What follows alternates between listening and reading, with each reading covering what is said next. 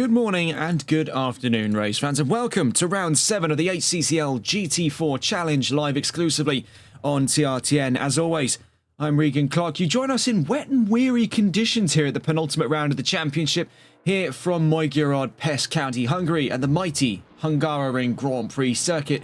Founded in 1986 as the world's first Grand Prix race behind the Iron Curtain at the height of the Cold War, the Hungaroring consists of 14 turns, 2.7 miles, and a whole whopping amount of FIA Grade 1 tarmac. Of course, home of the Hungarian Grand Prix, the first international competition race on a scale such as Formula 1 to be competed behind the Iron Curtain during the time of the Soviet Union. Only 5 years after this circuit was created, the Soviet Union fell, and the Cold War that created the circumstances of Hungaroring's creation were over. In the modern day, though, it hosts races for both International GT Open and Formula 1. We watch here with Christian Labbe making his way currently out of what is turn 5 on this fantastic circuit. An incredibly tight and winding middle and final sector is what's earned this track the nickname Monaco without the barriers, and has reached quite high acclaim in the world of motorsports, with adoration from drivers such as Michael Schumacher, Lewis Hamilton, Fernando Alonso and Max Verstappen. It is a fantastic little circuit, very tough to follow in GT3, but with the smaller GT4s taking to the field today, things could yet be a lot livelier in the penultimate round of the championship. Seeing where we are now, with only one more round left to go before the end of Season 1 of the HCCL GT4 Challenge, which will happen on November 8th after a week-long break coming up very, very shortly after today's race. And then we'll be heading over to Spielberg, Austria at the Red Bull Ring, formerly the Österreichring. We stay on board here with Christian Labbe as we now discuss the championship standings at large, and with Labbe 3 in a row for race victories, he is now 152 points strong and currently 11 points ahead of Vladislav Mizin in second, Asahi Ota third with 120 points, ahead of Flitzer Flop with 101. Anthony Valorio jumps from 7th to 5th in the last round just gone with 82 points, puts himself 10 points ahead of Manuel Verzi, who is now relegated to outside of the top 5.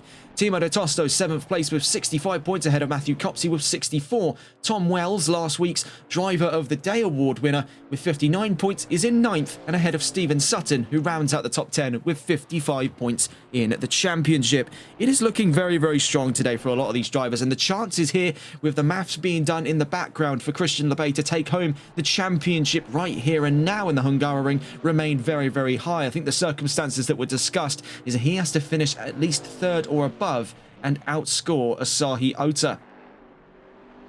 Right now, with the grid relatively small for the start of today's 20 minutes of free practice, let's get on to the discussion of today's event regs. Looking into it right now, we have cloud cover at 100%, precipitation chance at 5%, but you can see there temperatures relatively low in the way of things, and as we can see already out on track, it is looking to be rather dreary weather here in Magyarország.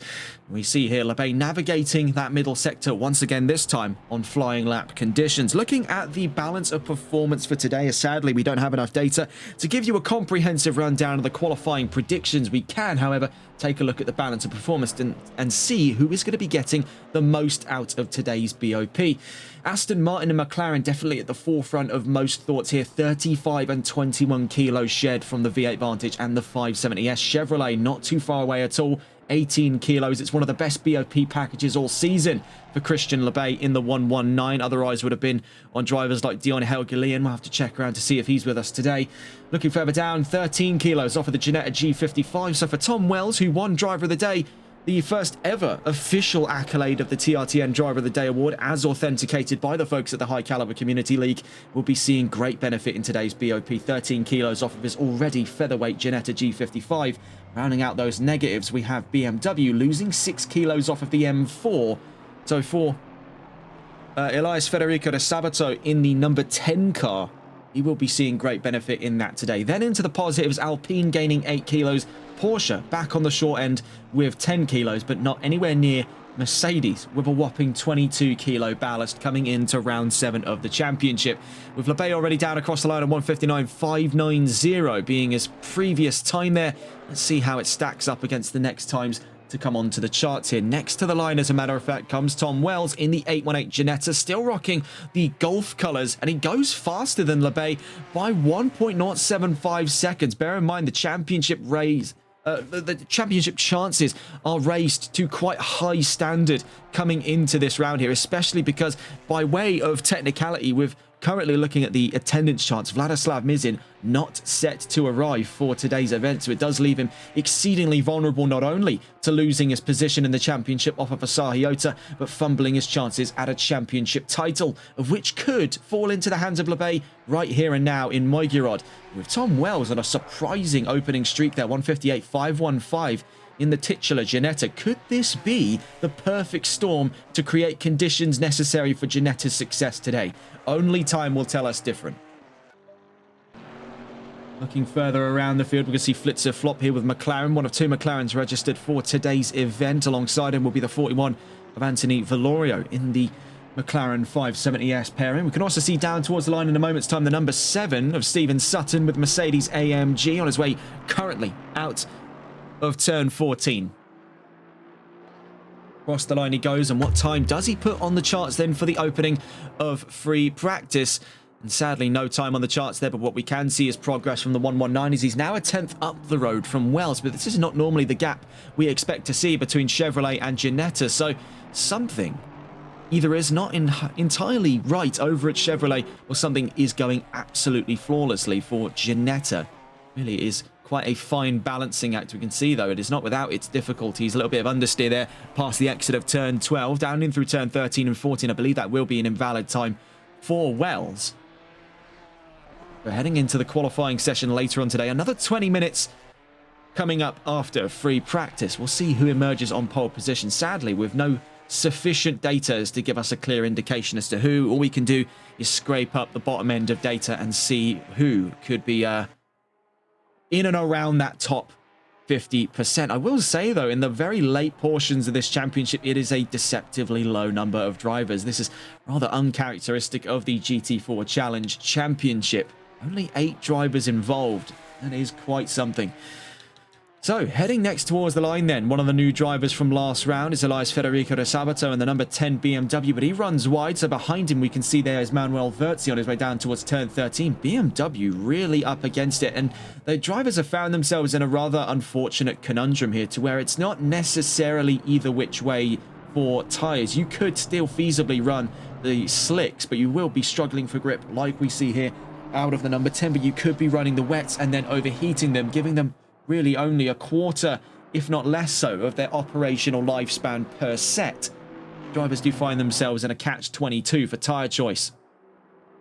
Manuel Verzi was across the line a moment ago, but he finds himself 1.9 seconds off the beat of the fastest time in free practice. Now, bear in mind, a lot of this can be taken at face value here. A lot of these drivers are trialing that conundrum, which tyres are going to be the ideal pairing coming into this round of the championship, because it is really a coin toss as to whether or not you want to go for slicks or for wets here. Neither of those two seem perfect for the condition at hand. If there was a sort of inter-slick or an inters choice in GT, I imagine a lot of drivers would be clambering for that option right about now. We saw in the last lap a 158.315 from Christian Labe, so now forwards the gap up another 92 thousandths of a second from 108 to 200 thousandths of a second ahead of Tom Wells. We can see the 818 now out through turn 14. It is going to be rather interesting to see how this unfolds come race time after quali today. With the Ginetta looking very spry. Let's see, down towards line here for Wells. Will it be an improvement over the course of this lap? Needs to make 0.2 of a second on the mark here to advance past Christian Labe. Doesn't find that in the last lap. But this has got to be quite a culture shock here for Tom Wells. Now, bear in mind that Ginetta, he has really been able to rag it through hell and back over the course of this season, but I don't think I can recall a time where he's been this close to the fastest time on the charts today. Now, of course, we'll see how that matches up when we see the times come in from Sutton, Flop and Valorio, currently in a convoy on their way down through the middle sector, leading that charge. The number 7 following on his trails is oh, actually no, it's not the 979. The 979 is actually on his way down towards turn 1, so I was mistaking that there. My eyesight's getting poorer and poorer by the day, but that is the 119 on the trails there of Stephen Sutton, that being Christian Labe. Still fastest in the session so far, and with the chances to take home the championship here, there is a lot on the table for Chevrolet. Bear in mind, this will be his second GT4 championship in under 2 months after taking home the win of the first season of the Competizione Performance League GT4 Pro-Am Cup America Series The Canadian seems on hot form here to take home another championship in the 119 Chevrolet. Steven Sutton, though, across the line by 7/100ths of a second, is only just bested there by a single hundredth by LeBay. This is a sudden spur of performance in the very late parts of the championship here for Sutton. He does find himself towards, I believe it was the back of that top 10 after round 6. So for Sutton, he is finding himself, like Wells, in a very precarious spot, because it's either a case where Mercedes and Ginetta have got their tyres nailed in perfectly, or something is just not 100%, and we are seeing quite an area of compromise out of Christian LeBay this late into the championship, knowing his primary threats would have been coming from Asahi Ota and from Vladislav Mizin. Right now, we see neither of them present on this entry list.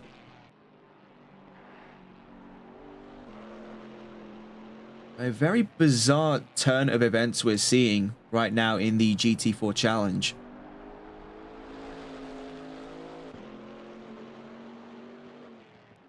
Getting a look at the attendance as well, we were expecting 11 drivers. Right now, we only see 8. With the hopes that Asahi Ota can re-enter this lobby, we know already, as confirmed by Mizin himself, he will not be attending round 7 of the championship, so we are still yet to see the other of our podium sitters here.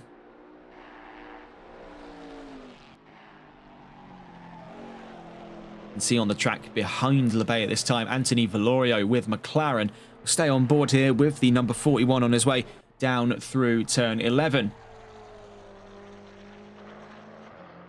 Bear in mind, Valorio, his velocity over the last couple of rounds here has been carrying him up through the top 10. And the American does find himself now 5th in the championship, having relegated Manuel Verzi to 6th place. Bear in mind, Verzi is back into this session today, so the chances for him to reclaim a top 5 in the championship here in round 7 still remain likely, but Valorio has been a man on a mission. We've seen him jump 2 positions over the span of just round 6 alone.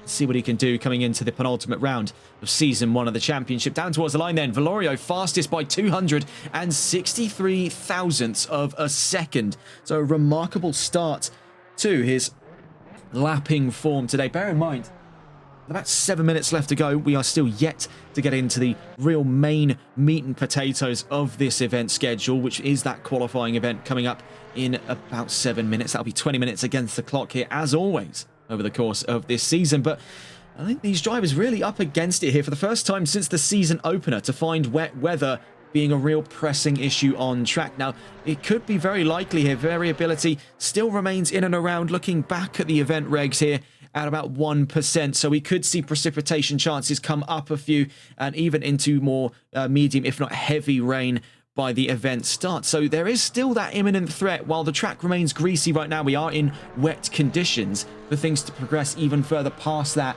and we may find the track on wet form come race time.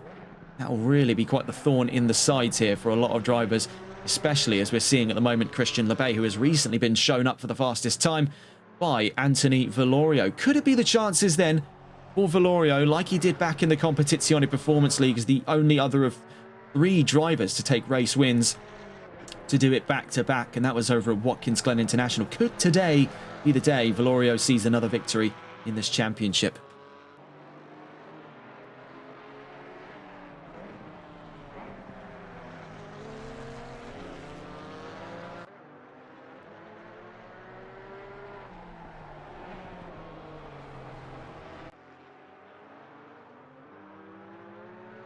Looking back to that calendar, how we've progressed over the last couple of weeks here in this championship. The last round, of course, being Imola. That was quite a fantastic bit of racing to watch. Winning that race, 3rd on the trot, as a matter of fact, for race wins, was Christian LeBay. A hat-trick of victories, now putting him at the forefront of that championship, 3 in a row.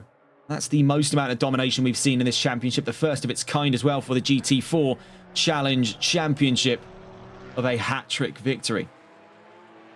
We've seen that Valorio is race-winning material. We saw that over in the GT4 Pro-Am Cup America Series by Competizione Performance League. So the chances for him to win today seem more ripe than ever. But here comes a new challenger, as now entering the paddock, the 55 of Asahi Ota. Now he stands upon the precipice of moving up to 2nd in the championship here. Is still very much so by numeric standards in the championship fights, but the chances over, say for example, Vladislav Mizin before today's round a lot slimmer. He's at 120 points against LeBay, leading that charge with 152. Just to refresh your memory there, you can see it's an 11-point gap between the top two, but it's right now 32 points between the top three.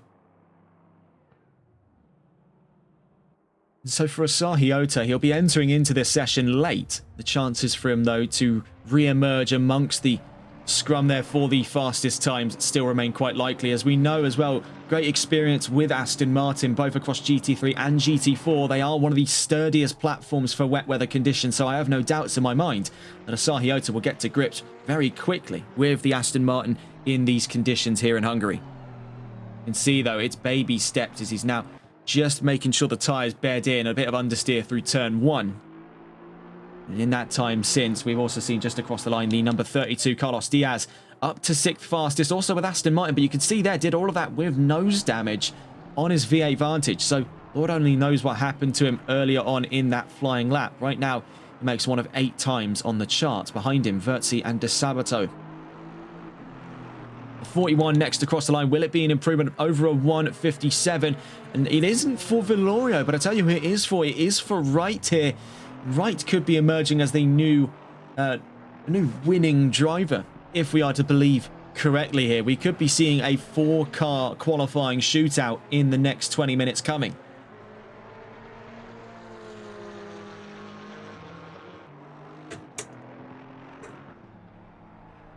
We'll stay on board here with Wright as he makes his way currently down through turn. Looking in here, turn 3, if memory serves me correctly, as there is that kink after turn 1. So yes, that is... Oh, no, actually, that whole section is considered turn 1. So that is turn 2 he just exited from. Now he's on the exit of turn 4. This blind uphill left-hander. Now, I do expect there to be quite a bit of trouble with very little runoff there that's actually usable. You'll find, especially in wet conditions, that is effectively a sheet of ice on your right-hand side coming over those curbs. Making his way now down into turns 6 and 7. Behind him now, Anthony Vilorio being dethroned by 442 thousandths of a second to the fastest time in free practice. Now, this lays a very good precedent for the road ahead coming into qualifying for Wright in the 54. Tracking his progress over the course of the season, he finds himself currently 12th in the championship behind Cam Walker, but in the short number of appearances he's had, he's yet to finish outside of the top 10. Worst result having come in at the last round just gone, 8th position in Imola. Before that he was 7th, and before that he was 6th. 42 points in all, only 3 points away from overtaking Cam Walker in the championship. And in terms of what it's going to take for him to get into the top 10, he needs to find an additional 13 points to catch up to Stephen Sutton in the number 7 Mercedes. But the chances here remain very likely, as this seems to be, much as we saw earlier on in today's session for Tom Wells, the perfect storm for the featherweight cars. Porsche, despite being back on the short end for those balance of performance statistics, do find themselves a lot more competitive in recent events here than they have over the course of the season at large. And once more, he puts himself even further up the chart to 156.827. Is this the perfect set of conditions, the Goldilocks zone, for Wright to come through and dominate today's field? Well, he's currently nearly a whole second up the road from the nearest car, so the chances remain very, very likely here. And I think it's the same conditions we find ourselves in with the rest of the field. It's that same conundrum, I should say, where it's figuring out what setup is really going to work here. We are in greasy conditions. Technically, it wouldn't be the advisory to go to full wets, to start prepping for a full wet setup, raising that suspension up, giving yourself a little bit of that extra clearance, anything and everything to avoid aquaplaning. Moreover, may not even be 100% the consideration to go onto the wet weather tyres, knowing how quickly they'll overheat if the track starts to dry up even slightly. So a lot of these drivers are battling not only with weather but with their setups themselves. This is the first time they've really had quite a bit of pushback from the machines they've been wielding over the course of the last 8 or more weeks, actually, of racing, considering these season breaks as well. So we're at the end of free practice. Only a few more drivers left to the line. We'll catch on board with the next on what appears to be a valid flying lap here, and that's the 818 of Tom Wells. Currently 6th place and really not too far away at all from Flitzer Flop in the top 5 there. That's a factor, looking at it here, of about 13 thousandths of a second. So that is very, very short-winded between those two. Down towards the line then goes Wells. Sadly, we'll have to catch up another time as to what that time was. 20 minutes against the clock then for the start of round 7 qualifying. Now as we're up to 10 cars, double figures for the penultimate qualifying session of the season. Already movement out of the paddock, and let's see who it was for. As we did see, it was Manuel Verzi there having a spot of bother. We also see the 818 in a spot of bother as well. Movement there from Manuel Verzi. Looking to follow in his stead could be Tom Wells and Stephen Sutton. We'll get on board though with Verzi, the number 6, first out onto the field here. And with no qualifying data to go off of to give us a concrete answer as to what the top 10 could look like today, we'll have to gauge it by eye for the first time this season. As we see though with Manuel Verzi right out of the paddock here, and it is looking ever so slightly wetter than where we left things off over the course of free practice. Whether or not we can make the consideration today that we are looking once more at greasy conditions is another thing entirely. Getting that timing charts up. It is currently reading the track is damp, weather showing no signs of relenting in the next 30 minutes, meaning the drivers could expect conditions to get worse, so time is money. And really, this is going to be the best opportunity to get those times in, especially with the consideration the track will be getting worse. So I find it rather surprising then, given the circumstances of the hesitancy from Christian Lebay. You would have thought it would be bright and early out of the gates if he knew weather was going to be picking up, if he knew that the track was going to be getting worse, that the Chevrolet would have made at least somewhat of an advance there, much like we saw out of Asahi Ota, Flitzer, Flop, Tom Wells, Stephen Sutton and Manuel Verzi. But no, he is going to be looking at it here, the 7th time onto the chart after the 6th.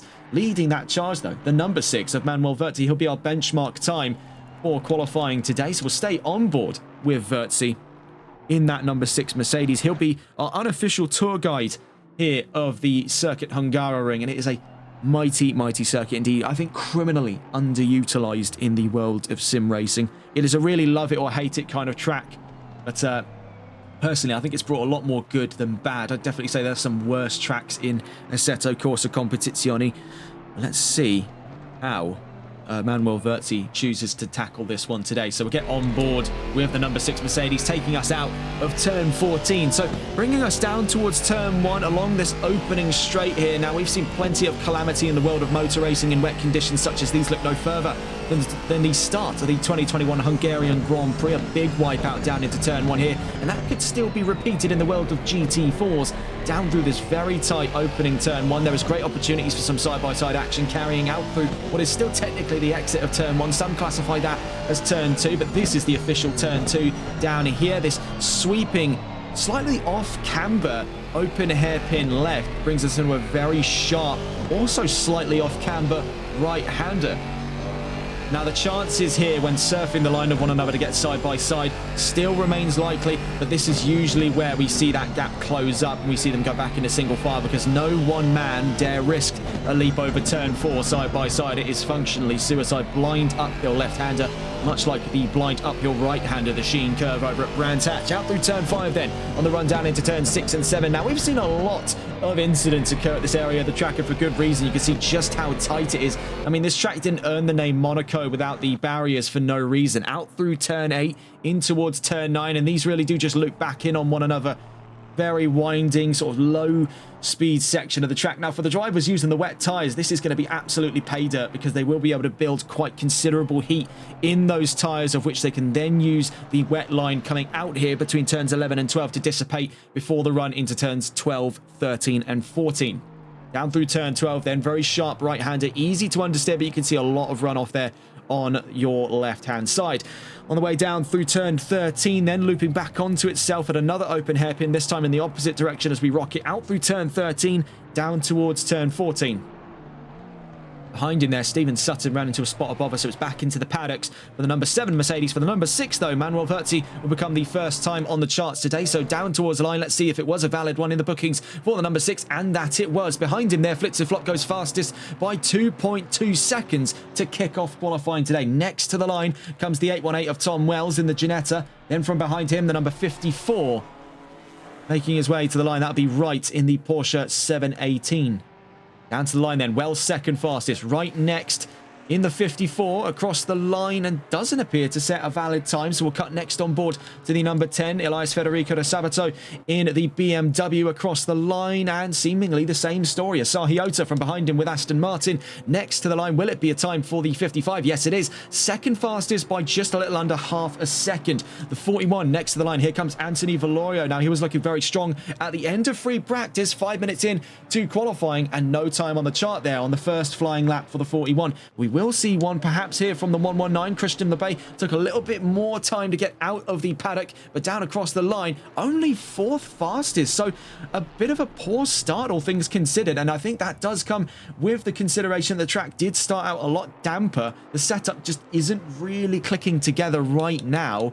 There's a little bit of frustration from Chevrolet, as it now has gone back into what is technically classified as greasy conditions. You can see, though, a night and day difference between the amount of rain hitting the track during free practice and the amount of rain hitting it now. Manuel Verzi on the exit of turn 11 on his way down towards turn 12 on another flying lap here. Then the next to the line will be the 818 of Tom Wells, currently third fastest for Ginetta. We've really seen quite the turnaround story in the latter half of the championship here for the lightweight brands. We saw a pretty solid resolve out of Alpine at recent times. We've also seen much more recently there Ginetta's rise back to the front, as we see Tom Wells is really putting on quite a show here for the start of quali. Third fastest in a Ginetta G55. Now, we've seen it is not impossible for a Ginetta pole position on the very rare occasions that they have happened. I believe it was Dimitri Snai who took a pole position over in the NLRL Solo Multi-Class Endurance Championship Imola round 4 of the championship. So we know that it's possible. It just takes a certain caliber of driver, and with Wells down towards the line, it is an improvement. So he is now dangerously close to second place there off of Asahi Ota. Steven Sutton from behind him couldn't set a new time, but one who does, I believe, there across the line was Wright, as a matter of fact. Now up to fourth fastest, 1.175 seconds off from the fastest time of today. The 55 next to the line. Asahi Ota needs 465 thousandths of a second, but couldn't find it on the last lap. So he still finds himself rather reluctantly on the front row. He'll be right alongside Flitzerflop, by the way it stands at this time. The 41 next across the line there, that was Anthony Valorio, and he's seventh fastest. So much like Lebay, an otherwise front-running driver struggling under these very peculiar conditions here in Hungary. Could it be the track, or could it be the weather, or could it be both? Really, it has been quite a odd start here for the 119 and the 41. Otherwise, quite heavy hitters in qualifying. They found themselves for the first time in a very rare number on the back foot. Could it be the story of success today here out of Flitzerflop, Asahi Ota, or Tom Wells? Right now, these three divided by a little over half a second front to back.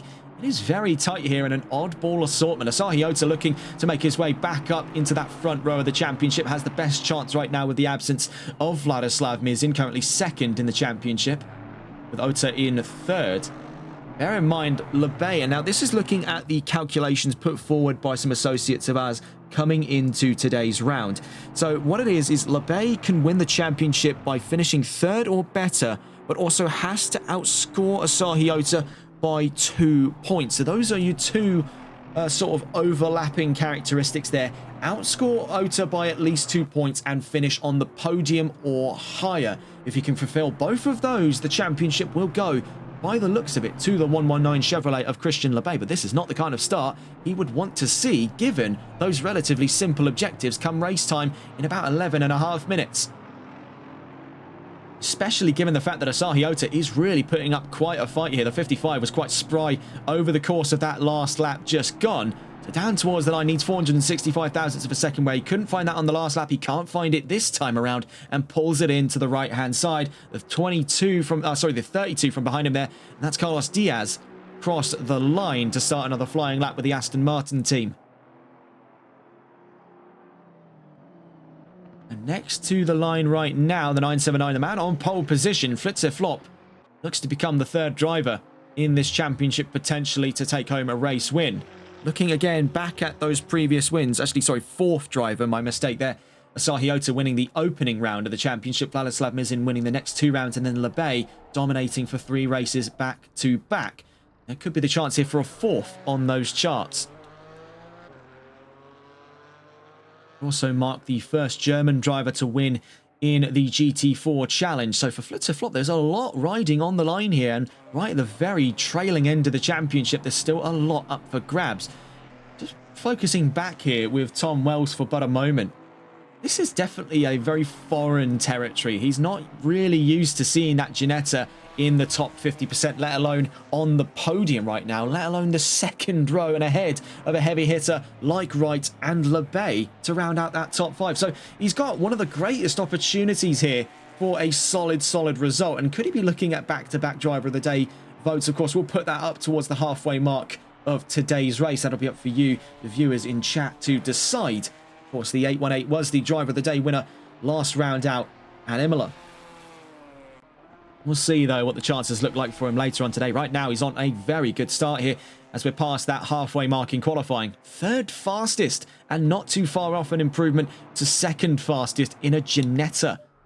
Seems that this has been the perfect track and weather pairing for the titular G55. And it seems to be a story there of the lightweight cars having a much better step in today's round of the championship. Now, despite less than beneficial balance of performance, Porsche still pulling through, and that's courtesy of the talent here, the 54 of Wright, on his way currently out through turn 12. They find themselves second heaviest under BOP in terms of just ballasts. Now, that doesn't necessarily factor in the overall curb weight of the vehicle. The Porsche still could be considerably lighter than, say, for example, the Chevrolet, which has quite a beneficial BOP package today with weight shed off of the car.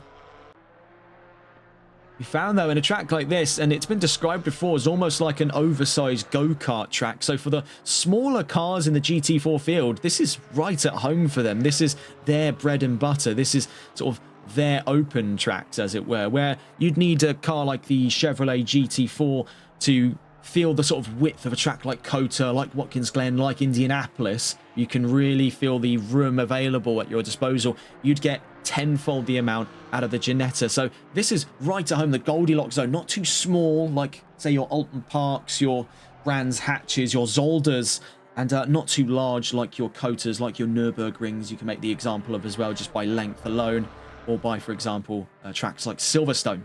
This is right in the Goldilocks zone for the little cars here, and this is the sort of track of the underdogs, as it were. Porsche and Ginetta make that second row, but it's quite a staple brands here up front. Two British brands on that front row, Aston Martin and McLaren.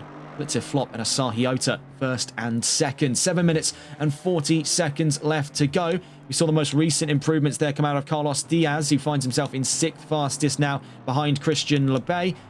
Right now in 4th place, still ahead of LeBay at this time. He finds himself rather precariously at the back of the top 5 now. Is this sandbagging from Chevrolet, waiting for the track to be sort of broken in a little bit, have that dry line formed? What is the strategy here for the 119? We simply just cannot ascertain it this early on. I think this is going to be a long game situation here for Christian LeBay. He's looking to make things a little more interesting, both for us and himself. He does like the challenge, hence why he signed on with Chevrolet in his GT4 career. And you can see that's already gone to great success as he dominated in the GT4 Pro-Am Cup America Series. And now it's been no different. 3 wins back-to-back. Right now, this is the most difficulty I think he's seen all season. We can see most recent progress now. Tom Wells, second fastest, now ahead of Asahi Ota. And get a gander at that gap, 98 thousandths of a second. That's the closest gap, I believe, for actually second closest gap, as the current closest gap is Sutton from Vertzi. That's in a factor of about 29 thousandths of a second. Down in 8th and 9th. But this is still incredibly thin stuff we're seeing here between these two. 98 thousandths of a second from the front row alone. Ginetta stand upon the chances of pole position here in the GT4 Challenge right at the penultimate round of the championship. Bear in mind, they've still got a rather Aston Martin shaped problem in their rear view mirror, that being Asahi Ota. Now, very much so, up in front of the 818. Still behind him in those timing shots. 6 minutes left to go. The track's not getting really any better. Asahi Ota is starting to perhaps feel a little bit of the pressure here. On the grounds he can outscore Christian LeBay and remain on that podium, we will be seeing this travel all the way down to the final round in 2 weeks' time at the Red Bull Ring to decide the championship here in the GT4 Challenge. Right now, though, we're seeing the start of a new story, perhaps, as we move into the winter months. Now, of course, we're delighted to announce that we'll be working alongside the folks of the High Caliber Community League in the upcoming Carousel Cup, a triple set of races held at the Nürburgring Nordschleife over November and December, with M2 Cups, GT4s and GT3s in circulation for 3 events back-to-back. It's going to be a fun time and a great build-up to the Christmas season. And then coming into 2026 is when we could see the GT4 Challenge return for Season 2, and we could be seeing the start of that story as to who to expect up at its front.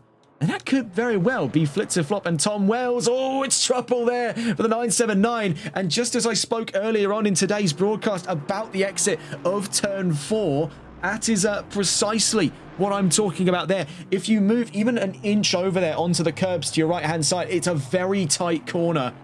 When you look at just how much room there is to actually use, the racing line sits right next to that incredibly slippy section of the track, and especially in conditions like this, it is going to be a sheet of ice on race day. 4 minutes 22 seconds left to go. Flop still leads, but that's been quite the knock in his confidence there. With Tom Wells currently on the exit of Turn 1, he's pulled to one side and come back into the paddock. So are we seeing here either the preparations for one final blast from the 818, or is that the towel being thrown in early? We can see already motion there from the 818 as we were just cutting in with the 55 also exiting the pit lane, that being Asahi Ota. I think we're far from over. As we can also see out on the tracks at the moment is Christian LeBay on another flying lap. Down towards Turn 2 we go. Right now, he finds himself 1.2 seconds off the mark for the fastest time of qualifying so far. I think the fact that we've not had qualifying predictions to our hand here has actually made this a lot more interesting to observe firsthand, because I don't think anyone in their right mind would have predicted Flop from Wells on that front row, and by 98 thousandths of a second, no less. McLaren, they've been strong, but this is the strongest I think we've seen them, especially given the outstanding conditions here on track. And even more so, back onto that subject, and I hate to sound like a broken record, but my word, the performance by Ginetta today is absolutely remarkable. Right now, we find ourselves in a position to where in the top 5, we have 5 different manufacturers. And looking at it here, as a matter of fact, 5 different nations. As we see Flitzer Flop with McLaren competing for Germany, Tom Wells with Ginetta competing for the UK, Asahi Ota with Aston Martin competing for Japan, Wright in the Porsche competing for America, and LeBay with Chevrolet competing for Canada. You can see a most recent shift there as Wright's now up to 3rd fastest. From behind him, you can see that was the 979.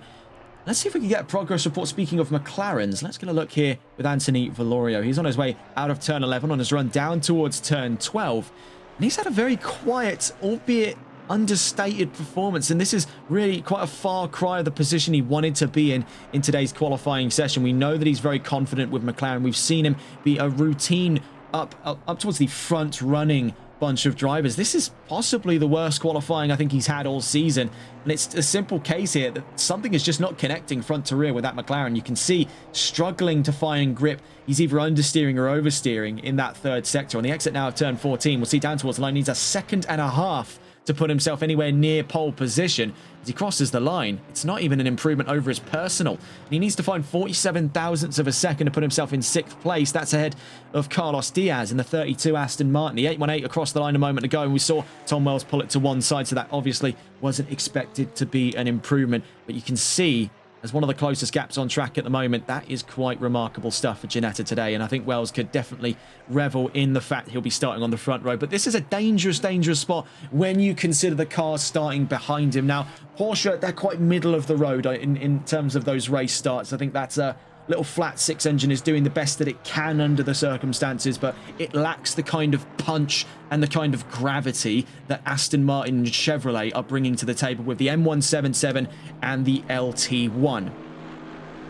A minute left to go, so we're amongst those final flying laps, and who better to check in with then than Asahi Ota and Christian LeBay. We will have to just quickly jump away here just to check with Wright across the line then. 275 thousandths of a second to pole position. Couldn't find it on that last lap. From behind him, we can see the 979 on another flying lap here, looking to open the taps north of 1/10 of a second. Let's get back on board though with LeBay and Ota.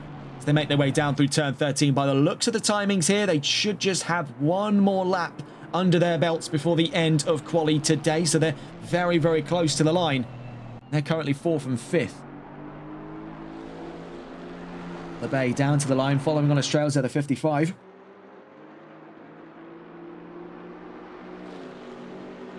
We have seen improvements there, now under a second. So we have the top 5 all within that 1 second margin.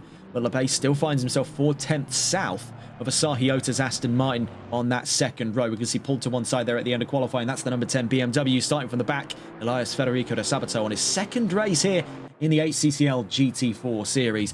The 41 across the line then to round out that qualifying session. Anthony Valorio looks to start at the best of times in 6th place, putting himself only a couple hundredths ahead of Carlos Diaz's number 32. The 818 to the line will revel in where he's at right now, and he'll have to hope that he can hold on to that front row position, because that is his best qualifying performance all season long for Tom Wells. 2nd place, very close to pole position with Ginetta. A great turnaround as we see Flitzer Flop throws the towels in here, and he'll be starting at the best of times on pole position, but there is still a lot left to be stated here, as we still have 2 times yet to improve. We have the 119 and the 55. They make their way through turn 6 and 7 up the road. We have the 32 as well of Carlos Diaz on what appears to be an invalid flying lap. We'll see though in a moment's time when he gets down towards the line if that is the case. Bear in mind, the gap's still very, very thin between himself and Anthony Valorio. There could be, if this isn't an invalid flying lap, I should say, the chances for him to fight this back. LeBay runs wide out through turn 11. Is that going to be invalidated for the 119? According to the on-screen telemetry, yes, it is. So Asahi Ota, we're back on board with now, looks to be the next valid flying lap to the line here. At the end of quali, you can see the 119 pulls it in at turn 13. So at the best of times, LeBay starts from 5th place. Diaz across the line, it was valid, and he is back now up to 6th place. Asahi Ota pulls it in. So what a dramatic end as we find ourselves with the most unorthodox top 5 I think I've ever seen there. Blitzer Flop on pole position. Tom Wells 2nd, Wright 3rd, Ota 4th, LeBay 5th. Great turnaround as well at the end of that quali session by Carlos Diaz, 6th fastest now ahead of Anthony Valorio. Sutton 8th, Vertzi 9th, De Sabato 10th. It may be a small grid, but it has been a real shake-up here in round 7 of the championship. Bear in mind, the maths still on the table here. LeBay has to outscore Asahi Ota by at least 2 points today and finish on the podium or higher. Right now, he starts at the back of that top 5 and moreover starts behind Asahi Ota. So whether or not we'll see this travel all the way over to round 8 of the championship at the Red Bull Ring is another question entirely, as we have an hour of racing up for grabs here in the Circuit Hungaroring. Looking at where we're at, of course, on the calendar, we're at that penultimate round here. We are among the final chapters. There could be a champion declared today here in the HCCL GT4 Challenge here in Season 1, or we could be seeing this travel all the way to round 8. That is what we're here to find out today. But I think one of the main focuses outside of that championship battle is going on in that top 3. Flop, Wells and Wright on a very bizarre podium start for all 3 of them. That is an ultra bizarre top 4 when you consider Asahi Ota in the mix as well. Looking as to who's going to have the best of race starts here, a lot of eyes will be focused up on the McLaren and the Aston Martin on either end of this top 4 sandwich. The 2 caught in the middle there, they are incredibly nimble cars, the G55 and the 718 Cayman, but we've seen time in and time out that they've not had the greatest of starts. The engines are just a little too anemic in the lower revs, and that's precisely where they'll be when we go racing for an hour here in the Hungaroring. And bear in mind, even less so will be the consideration of available grip. So it's a case of not only who has the torquiest engine, but who is also going to have the best traction control system to boot. Let's get on to the discussion then of what has been one of the greatest qualifying grids I think I've ever seen in this championship, as it does give us a very bizarre look at the front row, as for the first time this season, Ginetta on the front row. Starting things off though, Flitzer Flop on a resounding pole position in the 979 McLaren puts himself ahead of Tom Wells on his best qualifying performance of the season. The 818 Ginetta starts 2nd ahead of Wright, also on a fantastic qualifying performance, I believe as well. Looking at that, I believe his best this season as well. The 54 in 3rd place ahead of Asahi Ota in the 55 Aston Martin. Christian LeBay starts on the back foot here with the chances to take home the championship. This is not where he wants himself to be. He's at the back of that top 5 and starting that third row alongside Carlos Diaz in 6th place. Anthony Valorio and Steven Sutton 7th and 8th, with Manuel Verzi and Elias Federico de Sabato rounding out the top 10 on that 5th row. This is going to be a very, very juicy start to this race. I am expecting drama. I am expecting elbows out here, and I think it is just both a consequence of the gravity of where we're at in the championship, especially when you consider 4th and 5th place. But not only that, you have 3 drivers here all gunning for a chance to be in the history books, all gunning for their first victories of the season to become that 4th name on the charts. That is the priority here for Flop, Wells, or Wright. Those 3 will be ripping each other asunder down towards turn 1. Couple that with the weather today, this could get very, very hairy. We'll stay on board though. Flitzer Flop, the man on pole position. And I believe, looking at it here, that is Flop's first pole this season. The 979 will be on top of the world here for the start of round 7. Taking us away then in a moment's time. We're on board with Flop.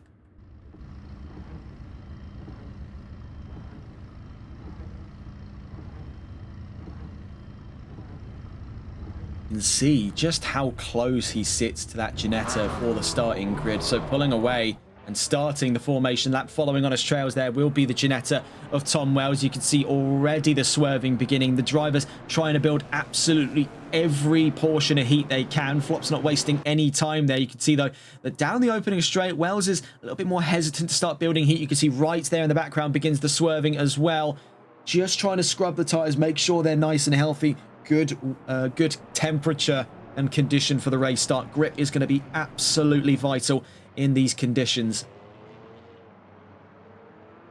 So looking further down the field, Anthony Valorio finds himself, like Christian Lebay, on the back foot, where he's normally inside of the top 5. He's right now outside of it and behind Carlos Diaz. Steven Sutton looks to back him up there on that 4th row, 8th position for the number 7. His way down towards turn 2 as we speak. This is going to be a very, very tough race to decide here. I really couldn't tell you who's going to emerge on top of all of this because you have so many different variables to consider, including the weather, including that mandated pit stop as well, as always in this championship. Moreover, just given how much of a mix-up we've experienced over the course of qualifying today, it does leave a lot of questions up in the air with very few answers to match them. Out through turn 4, we're on board here with Tom Wells. Right now finds himself in a very unfortunate spot. He is a victim of his own success here. That Ginetta was fantastic over the course of qualifying, but we've seen as well that 3.7 litre Ford Cyclone leaves a lot up in the way of available power and torque. It is a very small car with a very anemic engine. Of course, one of the oldest cars, if not the oldest on this grid. That Ginetta first came about at the turn of the 2010s in the 2011 and 2012 period, where it was a cup racer, then regulated for GT4 racing. It is a car that finds itself very much so out of its depth, but has found itself rather comfortably at home on a track like the Hungaroring. But that opening straight could make or break Wells's performance today. That straight line speed is his Achilles heel. It's his kryptonite, and it has been over the course of the last 7 rounds gone. The last 6 rounds gone, with today being that 7th. Out through turn 11, down towards turn 12. It could be make or break here. It's going to be a game of reaction timing for that top 3 as well. And the same story for Wright. That Porsche is fantastic in the corners, but like the Ginetta, albeit a little less so, it is not the greatest for starts. Naturally aspirated engines do tend to buckle under wet weather conditions, especially for the start. The only one I could see being an exemption of that rule is the mighty 6.2 litre LT1 in that Chevrolet in the top 5 there. You can see backing up behind Wright. That's Christian Lebay with the 119. So let's get on board with our leading man. The 979, Flitzer Flop on pole position, will be starting from the front here. He'll be leading this pack down through turn 14 and possibly still down towards turn 1 for round 7 of the HCCL GT4 Challenge.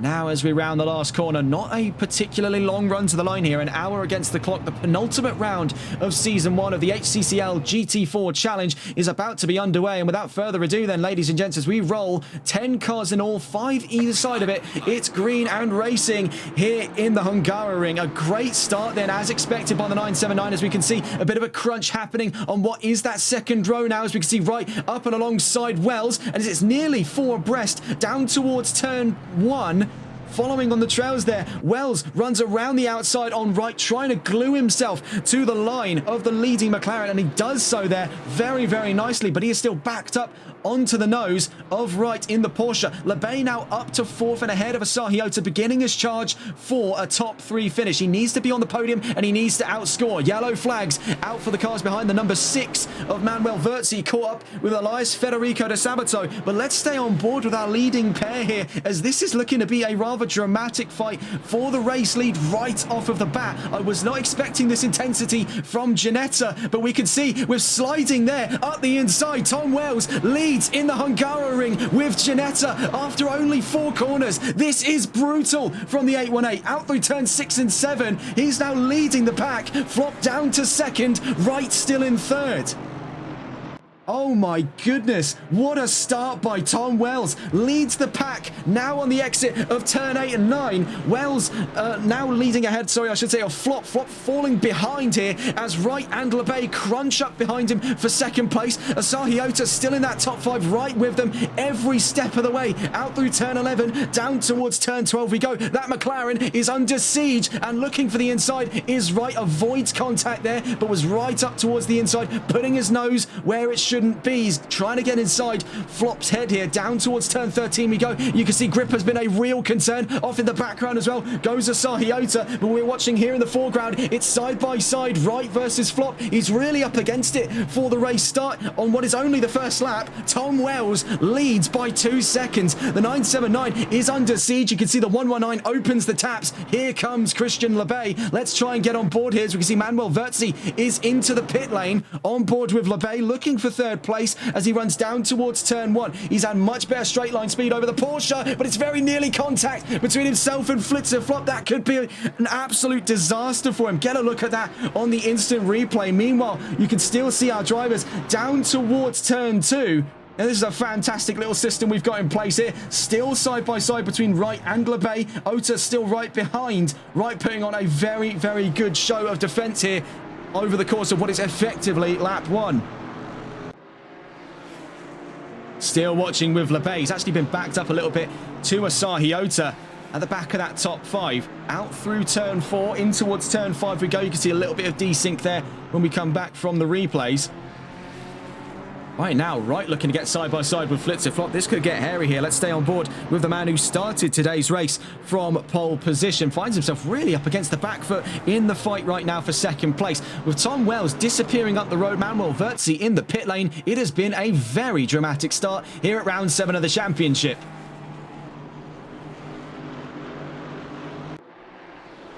Lebay right up to the back end right now of Wright. We're looking here in that fight for 3rd place on board with the Chevrolet of Christian Lebay.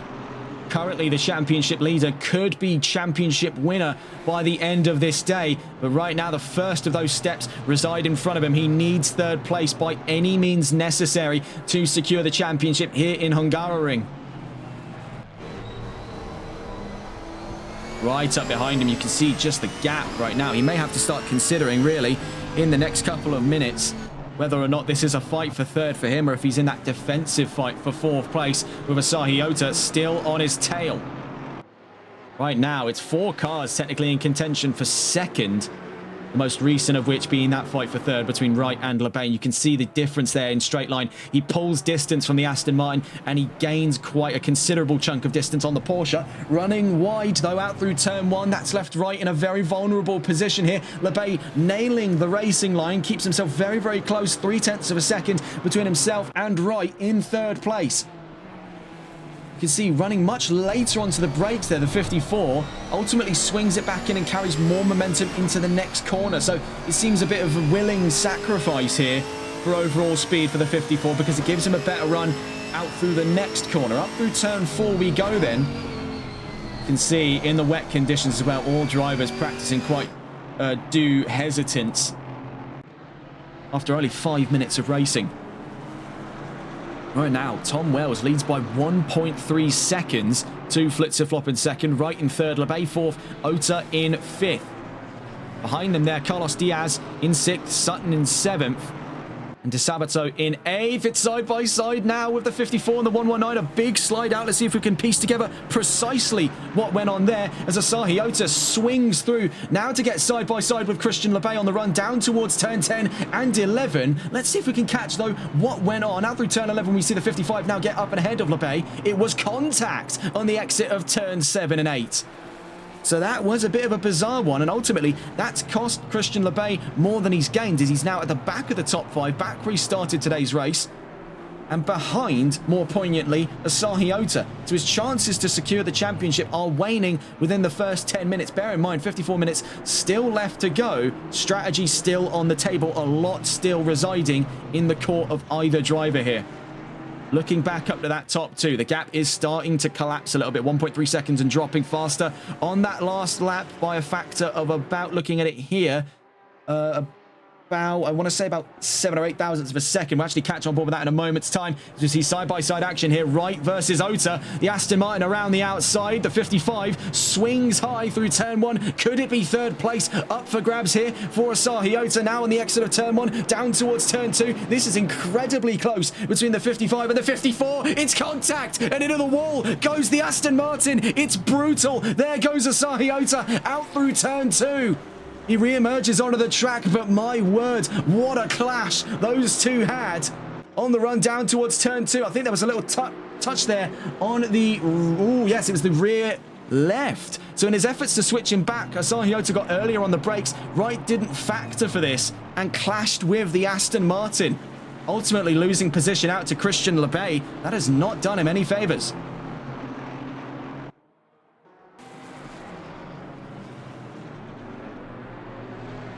Quite a lot of desync when we come out of those replays as well. We can see, though, with Asahi Ota, damage on the nose of the 55. Quite a heavy impact of the wall on the exit of turn 2. Right now, the Japanese talent finds himself 7th place by 3.5 seconds away from Stephen Sutton in a wounded Aston Martin. There will be the imminent considerations now for the 55 to come into the pit lane and serve his mandatory pit stop and get that car patched up, as we've seen already has been the consideration by both Valorio and Vertzi in today's race. Lebay now in 3rd. This is precisely what he wants. This is the championship up into his hands here. 3rd place and more than definitely outscoring the 55 by more than 2 points.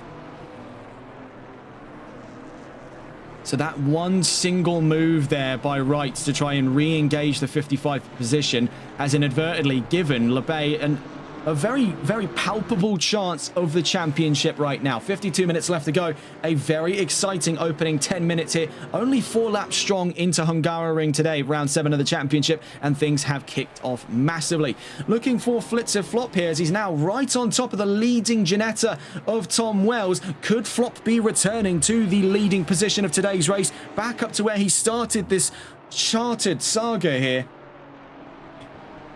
On board with Flop. This is in the fight for the race lead, as you see Wells running wide out through turn 2, then into turn 3. He's really on the back foot now. Something is amiss. He had a fantastic start here, but now in the face of it, that McLaren is eating him alive. And dare I say it, he's trying for it side by side through turn 4. This is the exact risk one goes through, and you can see great aversion tactics by Flop.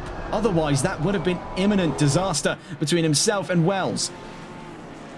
Up through turn 5 we go, into turn 6 and 7. A very tight chicane coming up here. The Ginetta can have a lot more available room just by being the smaller car, but following right on his trails there, that McLaren, you can actually see in terms of it, they're not actually too wide compared to one another. I think the McLaren actually might be the same width as that Ginetta.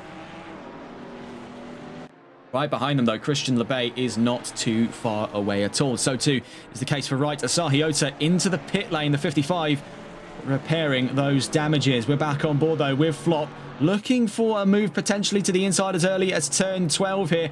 Tom Wells still up against it in his fight for the race lead. He had a brilliant start today. I think all of us were not expecting such a start from the Ginetta. We know it's got good gearing in terms of a much shorter ratio gearbox, is what gives the car an incredibly punchy feeling to make up for its lack of a sort of forced induction system like we see in the McLaren, a twin turbo platform on the V8 of the 570S.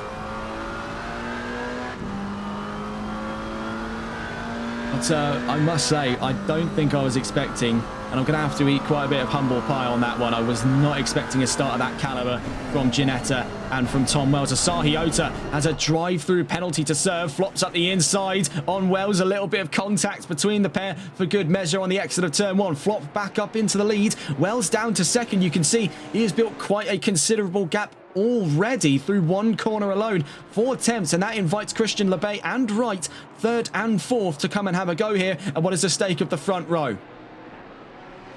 Things have gone from bad to worse, though, for Asahi Ota. It seems that the chances now for Lebay to secure the championship here and now are all but absolute. Out through turn 4, we can see still following very closely in the wake here of the new race-leading Flitzer Flop after his slight downturn through the opening lap of today's race. He's back on top after 5 strong, now in towards turn 6 and 7. Following very closely in his wake there, you can see is an armada of vehicles. Ginetta, Chevrolet and Porsche all pursuing McLaren. You can see big step out of oversteer, though, for Tom Wells. We cut away here from Flitzer Flop to get a look on board with Christian Lebay, who's now right on top of the Ginetta of Tom Wells. You can see it is David and Goliath here in terms of these vehicles. That Chevrolet is huge up against the Ginetta. And really, it's a case right now. I think from where he's sitting, I think Lebay can actually look over the roof of the G55 on his way down into turn 12. Wright runs very late on the brakes there. You can see him almost hitting the back end of the Chevrolet. Still finds himself at the back of that top 4 fight from behind him. Diaz v Sutton could be the next fight on the charts here today. As we look further down the line, Asahi Ota now a lap behind the pair is sort of an onlooker to the fight on hand today. The number 55 coming in there for the drive-through penalty, as mentioned from before. We're looking back, though, into that fight for second place. Now, it's 3 drivers in all for the competition of second place right now, with Flitzer Flop starting to escape sight.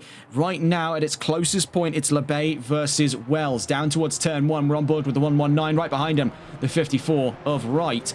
He's had more troubles today than expected with his braking system. Quite a few times we've seen it there. The 54 has gone wide on the brakes. And has just not been able to recalibrate himself to braking earlier. And you can see, again, down towards turn 2, he's got a much wider entry line. Whether or not this is a willing choice by the 54 at this point, this really does seem like a learned habit. You can see, though, it is rewarding him because he does carry tenfold momentum on Lebay. So we are looking potentially here, less so at a fight for second, more so at a fight for third. Trouble up the road for the number 6. And now that is, I believe, yes, it's Manuel Verzi. And he's out of today's race there. So we've already got the first of our DNFs, the number 6, into the pit lane. That's likely. Yes, there goes the number 6. So Manuel Verzi out of round 7 of the championship. We're now looking more so at a battle for third place here for Christian Lebay, as he's backed up onto Wright. You can see just how quickly that's going to swing back into a fight for second place. Now, this is the beauty of these close fights between such varying forms of machines. This is why I think of all the categories I've covered in my time as a commentator, I have a very certain sweet spot for GT4. You just don't get racing like it up in GT3. The cars are very evenly matched here, whereas GT4 is a real sort of party bag here of various cars. I mean, in what other championships are you going to be seeing a Ginetta go toe-to-toe with a Chevrolet Camaro, and then both of them go toe-to-toe with a Cayman Cup car? I mean, you just don't get that, really, in my mind. That is some wacky races level stuff. Out through turn 13, in towards turn 14, the 119 still on the trails here of the 818. And now I want to get a look on board with the defending point of view, especially for this section of the track here. This is where Wells will be at his most vulnerable. We stay on board, though, with Tom Wells. Looking over the rear view, you can see that Chevrolet all but eclipsing his peripheral vision on his run down towards turn 1. You can see starting to hug the inside line of the track. He's letting Lebay run himself out to the outside, and running all the way to the outside as well was the 54, looking to actually get around the outside through turn 1 on Christian Lebay. We're watching with Tom Wells, though. He's now back up to the inside, Lebay to the outside for 2 corners in a row. A little bit of contact between the pair of them. Wells up the inside, but very late on the brakes there. He's going to step out. The 119 can swing through for second place. There goes Christian Lebay. What's the fight back here by Tom Wells? It's contact between the pair on the exit of turn 3. Does the 119 catch? Yes, he does. My word, what a bit of car control there by Christian Lebay. He saved himself from certain doom on the exit of turn 3. Both of them sliding now. This is getting closer and closer to Rallycross than it is to GT4 racing on the exit of turn 5. Now to turn 6 and 7. Wright having fallen back a little bit there, about by 3 to 4 tenths of a second. He too also struggling with the increasingly bad conditions here in Hungaroring. The weather is continuing to pound down against the grade 1. You can see now sliding into sector 2 is the 119. What on earth is going on here at the latter round of the championship? The penultimate round of season 1 of the HCCL GT4 challenge has given us nothing short of a gladiator fight on the podium. Wells runs wide through turn 11 down towards turn 12. It is any man's game here. These three divided in en passant by about 6 tenths of a second either side. Absolutely brutal stuff. Down towards turn 13 we go. In the background, Diaz and Sutton still fighting for the last of those top 5 positions. Looking at where we're at here, over a quarter of an hour into today's race, Flitzer-Flop leads by nearly 5 seconds. Tom Wells previously started from second, then led the race, is now down to the back of the podium, still fighting, mind you, for second place, but a fleeting chance here is he's going to have to start considering his options in a fight for third, because right behind him in 4th place is Wright.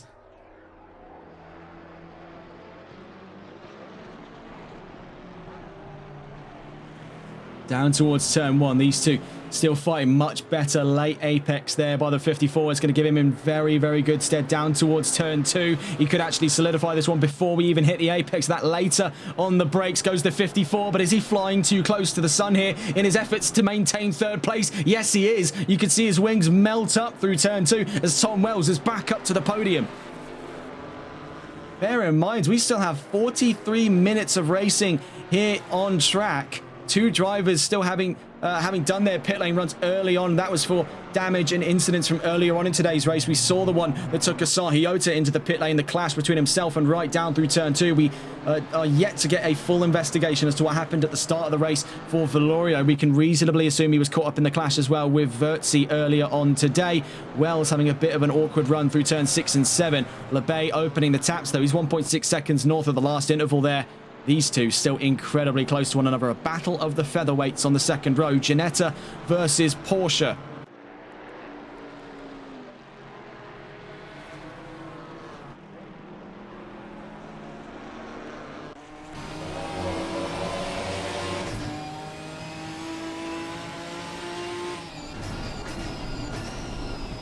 I just want to get a look at that last replay as well. Now, I think this was, from memory, the last incident which occurred. Yes, this was between Wright and Asahi Ota. We're still watching here the fight of Wells v Wright on your bottom right hand. But there was the clash that put the Aston Martin out of commission for today's race. And you can see where the ambition was, but I don't think the thing that Wright was considering that Asahi Ota would go on the brakes that early. But that is one of the consequences of wet weather racing. Is you're going to get a lot earlier onto the brakes, and I think he also did that a little bit more deliberately as an effort to sort of hope that the Porsche would have already gone much later onto the brakes and would not have been able to switch him back. We're now back on board with Tom Wells and Wright. Down through turn 1, you can see that going all the way to the furthest edge of the track there to swing it into the latest possible opportunity has been the sort of driving style of the day here for Wells. And you can see second time's the charm at the very same section of the track. He now puts himself up the inside. And where he struggled to find 3rd place in the last lap, he's got a much better chance of it now around the outside. He's going to carry more momentum out through turn 3, but he is teetering on a very, very tightrope there over whether or not he spun out, and that was because he was on that far left-hand side of the track. He's now up the inside at turn 4. This is brilliant, brilliant fighting between these two, and somehow Wells being able to escape certain doom there. He was in that very, very dangerous, slippy area on the far right-hand side past the exit of turn 4. These two have been giving us an absolute riot here on the second row. Very close, very clean between the 54 and the 818. Wells now down to 4th, but not by a long shot here. He is very, very close to retaking 3rd place. These two have been giving us some of the best fighting all day. Could be the chances here for Wright to be picking up a driver of the day vote very, very soon, as he's put on one hell of a fight here in the Hungaroring. Christian LeBay, though, would definitely be one on my mind, at least, considering he started from 5th, now currently 2nd, and could, on the trajectory he's been carrying, retake the race lead and take home the championship. What better way to round out his championship endeavours on a race like this?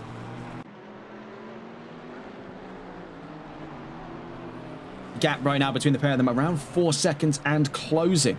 on the front row. We're seeing here, though, after having gained that position in masterful style there, the 54 now opening up a second, nearly a second and a half on Tom Wells, is killing his chances to retake third place at this time. We'll be praying for mistakes into Sector 1, of which we've seen in plentiful variety for the 54 today, but it seems now he's finally learned the error of his ways and he's got the braking nailed in. Down towards turn 1, we'll see if that's the case. We cut away here from Tom Wells. We look behind him as Steven Sutton has broken free. That fight between himself and Carlos Diaz now puts himself within a chance of fighting for the top 4. That could be one to watch today. 39 minutes left to go. On board now with Wright, making his way down through turn 2. Very wide there as he runs very late onto the brakes, but so too following on his line is the 818 of Tom Wells.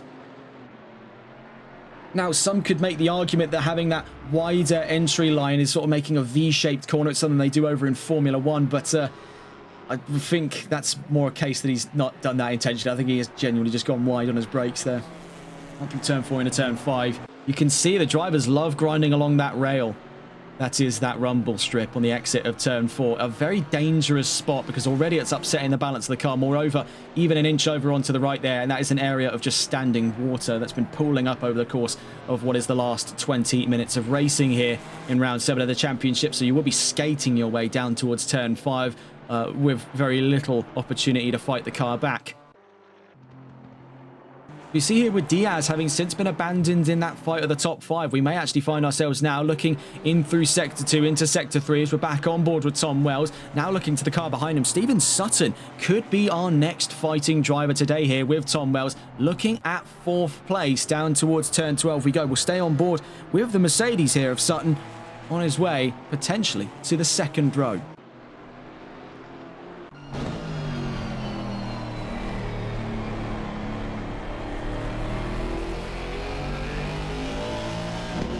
In towards turn 14 now, we know the capacity, we know the capabilities of the Mercedes M178 4-litre twin turbo used in the AMG GT4.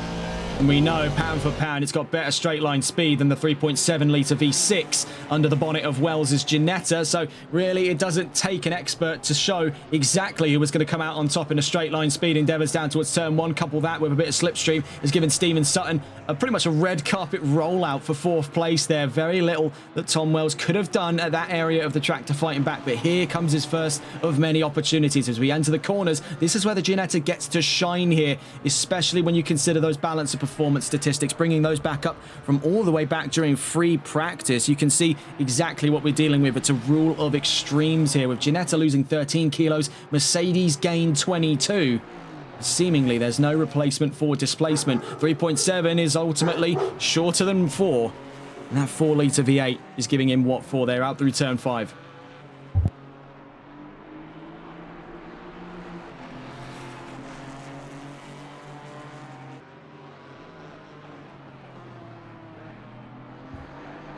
Sutton up to 4th and remains there for the time being, now having put a second between himself and Wells.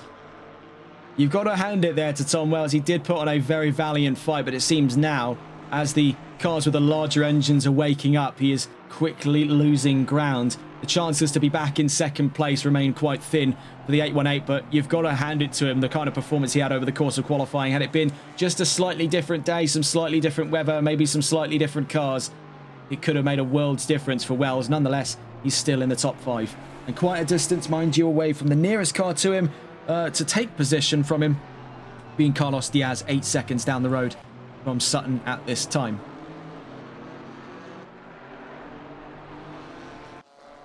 Looking around the field here, and this is on the most recently developing gap, and it's 3.4 seconds now. That's down from 6 at the last observed interval between Flop and LeBay. So we're seeing that 119 reel in the 979 at a rate of knots here. We're past the 25-minute mark, quickly approaching, mind you, not only the pit window for the majority of our drivers, already taking the leap there after the end of his first stint. Tom Wells in the 818 is into the pit lane with a 35-minute mark. And as we hit that halfway mark, we're going to start to see a lot more drivers here focus a bit more strategically. I think for LeBay, this is the last bits of energy he can push out of the Chevrolet before coming into the pits and serving his pit stop here, giving himself some refresh and resolve the next 30 minutes of racing thereabouts to come here in round 7 of the championship. But we can see he has not really let up in his pursuit of the race lead, and it has been, from the word go, it has been domination at all costs for the 119. He's got up and ahead of his adversary, mostly with some assistance there of that incident earlier on between himself and the 54. Bringing that back up on the replays, you can see exactly what went on here. This was between Asahiota and Wright down towards turn 2. Now Wright tries to switch him back, and Sahiota was just way earlier on the brakes trying to defend. I don't think he was expecting Wright to do that. I think ultimately looking at that there, that's more likely than not Wright's fault. If we were to assign blame to any one driver, I think it was a case where you can see where the idea was coming from. You can see the intention,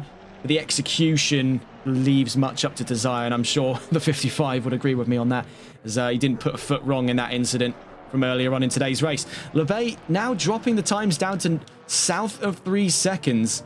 This is going to get interesting here. Flitzer Flop is really up against it, and you can see peeling in what looks to be that pit lane there is the 979. So Flop into the pit lane. It leaves LeBay by his lonesome to take the race lead. Just before we hit the pit limit lines there, the 979 loses position out to Christian LeBay. So this seems to be the red carpet rollout for the race lead. Further down the line here for the 34, but he's going to have to absolutely nail his pit stops. We've known historically that this has been one of the worst points here of LeBay's driving standard. He's had quite a few issues in the pit lane before. I think one such example that springs to mind was when he and his compatriots in the 119, I believe, missed the pit lane entry during the 5 hours of Zolder, the opening round of the Console Endurance Series Season 2, which we covered last Saturday on NLRL. He has had issues in the pit lane before, but we've seen for the majority of this season, he has absolutely nailed it. I think when the pressure is a little less tense, there's a little less of a championship to fight for at this time. You can see for LeBay, he is in probably the best position right now. Even if he finishes at the back of that podium, from where he stands, it's enough for the championship. But of course, he's not the kind of man to say no to another race win. 4 in a row to a championship. I mean, that's pretty easy driver of the day territory, if I believe so myself. 33 minutes left to go. We'll see what the call is by the 119, though. We do know that he's built quite the preference this season for after that halfway mark coming into the pit lane. We've seen it's been more later entries than it has been earlier ones. Usually when it's brought on by something major from outside of his field of control, such as if he's been crashed into, if he's had damage, if the car's tires are gone, if it's sort of a case of something he can no longer control by himself. Other than that, I mean, his strategy for the majority of the season has been airtight. It's push 60-40. In the simplest of terms, he does that first 60% of the race, then pits, then the remaining 40. He's not the kind of driver I've seen, at least on record, to do an exact 50-50. I think we have seen drivers in this championship go for that because it is the safest option. And I think when you're fighting in the middle of the top 10, that is the safest option at your disposal, is give it 30, pit, give it another 30, end of race. I mean, I'm pretty sure I used to do that when I used to do sprint races. So that goes quite lengths there to explain how safe of a process that is. You can see, though, that a lot of these drivers, there's like an ebb and flow almost to how the drivers choose when they come into the pits here. We can actually see another fight going on. This is for 6th place, Elias Federico de Sabato versus Anthony Velorio. So wasn't expecting this fight here. We can see not too far away is Tom Wells in the 818 Ginetta. So Velorio did pit very early in this race, and that was on account of the fact that he had damage from an incident very, very early on in round 7. So right now, he does find himself ahead of Wells. Bear in mind, Wells was in the top 5, so Velorio is looking at an easy return to the top 5 here. Not if Elias Federico de Sabato has anything to say about it, but as you can see here, the BMW is left relatively powerless to the advances of the 41 there. Managed to pitch himself to the inside between turns 11 and 12. By the time we've exited turn 12, it's already a done deal. Half a second, I should say, up the road now between the pair of them. The number 10 may be looking at his considerations for a pit lane run on this time around. Not the case, actually, for Federico de Sabato. So definitely a peculiar strategy here for what is still a relatively new driver to this field. You can see with Wells catching up to him, the BMW will have slightly better straight line speed, but it's a case here of does Elias Federico de Sabato yield position, knowing that through each corner he's not really going to be able to defend, and I think that is exactly what's gone on there. Oh my goodness, yeah. You can see, I think both of the drivers were gauging that was exactly what was going to happen. Good aversion tactics from both to keep themselves out of trouble. I think They were definitely let in on a situation maybe we didn't know too much from the cameras ourselves here, but I think they kind of always knew that was going to happen. You can see the BMW is an absolute hog on the brakes here. The number 10 is really struggling with that machine. You can see paramount of it there, out through turn 3 and 4. Now facing the wrong way on the track, but he's managed to self-right there. It's just not been the day, really, for BMW. I mean, look back at those balance of performance statistics again, and it reveals pretty much everything you need to know. They find themselves in very minute changes. Yes, you can make the argument that they've got slightly better performance today from balance of performance alone when you put them up against, for example, Alpine, Porsche, and Mercedes, but you can see it's too little too late for the M4, and wet weather is its kryptonite. I've seen very few performances where BMW has been able to stand 10 toes on anything in GT4. I mean, it is a very lofty car on ACC. Now, I can't comment for its real-life performance because I don't watch GT4 in real life because we don't have the coverage for it here in the UK.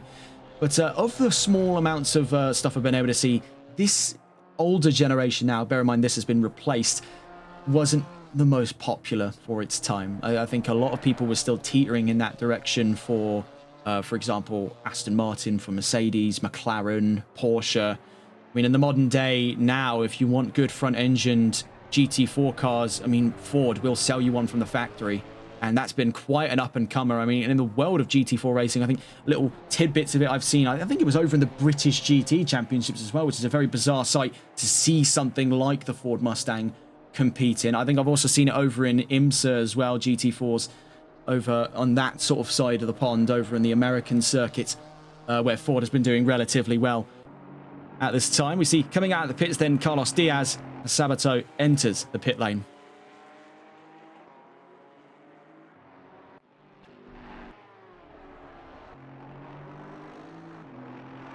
I think one thing that does make me quite sad is we just hit this midway part here with the 119 having since come into the pit lane. It does give Wright the lead of today's race. We did miss out on that. And what it does actually reveal right now is after strategy, Lebay lost position by about 5 seconds to Flitzer Flop. So there is still a fight to be had for the race lead today. With 28 minutes left to go, the only two drivers now left to pit is Steven Sutton and Wright, the 7 and the 54.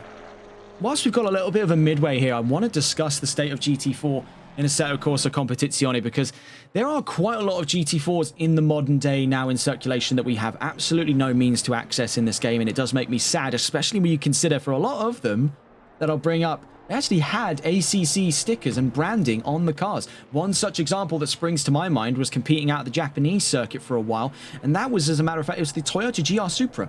I thought, on paper, that is probably the perfect surrogate for the M4. It uses a BMW engine right off of the bat. The Toyota Supra uses the same BMW underpinned engine from the Z4. It's already got the underpinnings of a lot of BMW technology. It was a great co-opted program for the 5th gen, and it was actually not too bad of a GT4 if I remember correctly as well.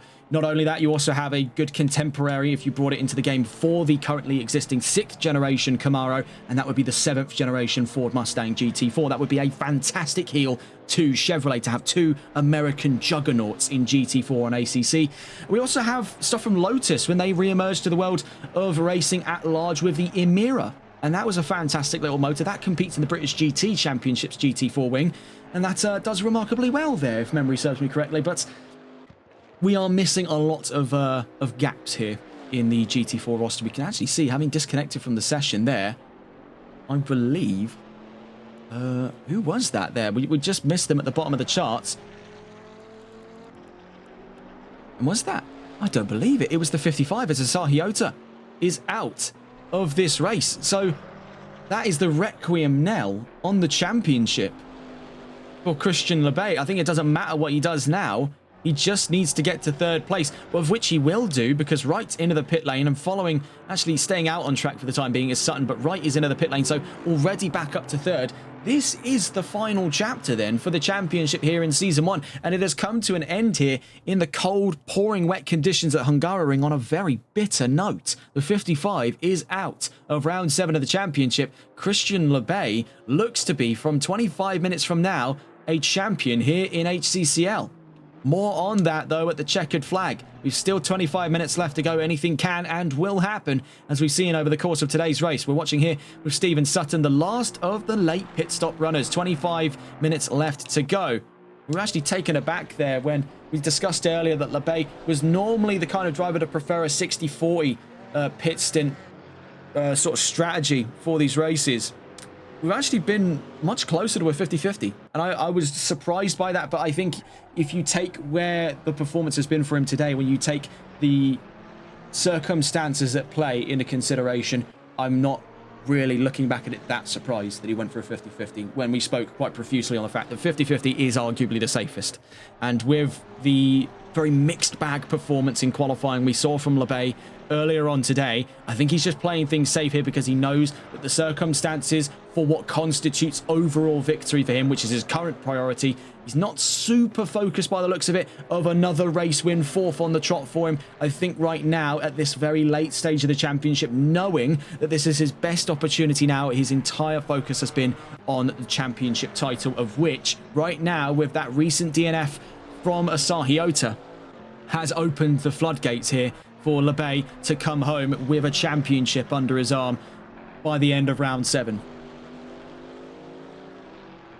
It has been quite a topsy-turvy round. I think using a little bit of that British slang there, topsy-turvy is really the only thing that springs to mind to adequately describe what on earth has happened here in the Hungaroring. Pouring wet conditions on a track that's less than favourable by a lot of drivers. I think I'm in the minority of people that actually quite like the Hungaroring for what it brings to the table. I'm sure there might be maybe a handful of drivers on this grid that will be able to agree with me, but I think the general consensus, you put it on a chart from, you know, S tier to F tier, a lot of people looking in the C's and D's for Hungaroring. It's not terrible, it's not the worst circuit in ACC, but it is not one that a lot of people want to race on, especially with wet weather. I think there might actually even be some people in chat that might know what I'm talking about when I say the last time we were here in the pouring wet Hungaroring, everyone went home.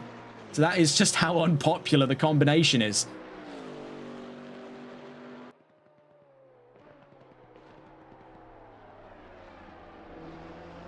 I've just checked to see who's in the chat, so I know who I'm speaking to with that, and I know they know what I'm talking about. 23 minutes left to go then. We're in a very quiet, somber chapter here. The only driver left to take a pit stop, number 7 of Stephen Sutton. Otherwise, that'll put Flitzer back up to the lead, but I would like to point this out. Despite having the better strategy over Labay, he's only 3 seconds up the road here, so the chances to get caught up and lose out on what could be his first race win of the season still remain very likely here for Flop. We've seen he has had great performance today. Admittedly, it was overshadowed in that opening stint by a less than ideal opening flurry of laps that put him on the back foot to, of all cars, the 818 Ginetta of Tom Wells, who's currently now down in 6th place. One driver gunning for revenge, though, Anthony Valorio. Now, I'm going to post a few suggestions here into the Twitch chat over driver of the day. I would like to pitch this one first and foremost. Anthony Valorio has come back from oblivion at the start of today's race to put himself in a top 5. Now, admittedly, it's a smaller grid than what we're used to here in the GT4 Challenge. That has not stopped him rising to the occasion in a car that is very clearly struggling under the duresses of wet weather here in the Hungaroring. We see it up front from his contemporary Flitzer Flop. We see it here in the 41 because right now his biggest form of pressure is coming from a Ginetta with an engine smaller than his and with no turbos. When you can be pressured around a track by a car that technically isn't even a GT4 100%, that is when there is a concern. So let's get a look here. We start posting the polls just in the background whilst we continue to have a look around.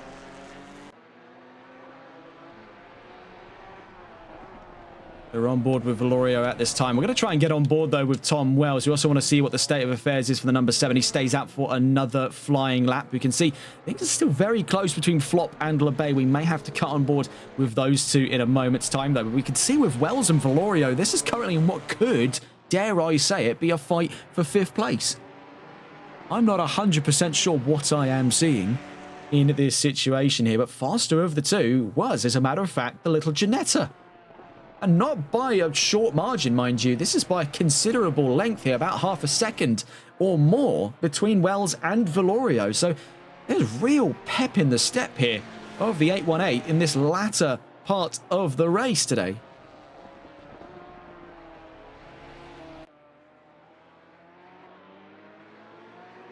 Looking at where things stand, let's post a poll here. This is going to be for driver of the day for round 7 of the championship. Right now, we've got quite a few candidates. So right now, you're seeing 2 of them, Valorio and Wells, back into the discussion then of driver of the day. You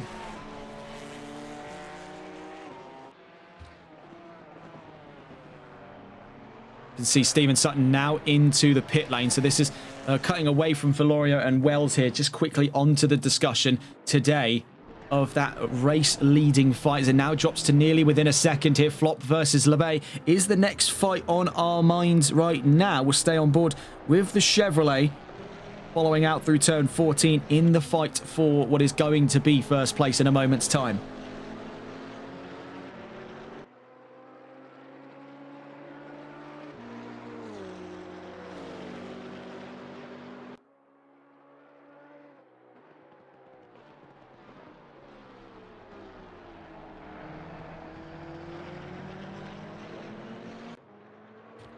I'm going to throw an extra option in here. So this is going to run for the next 10 minutes here. It'll wrap up with about 9 minutes left to go in today's race.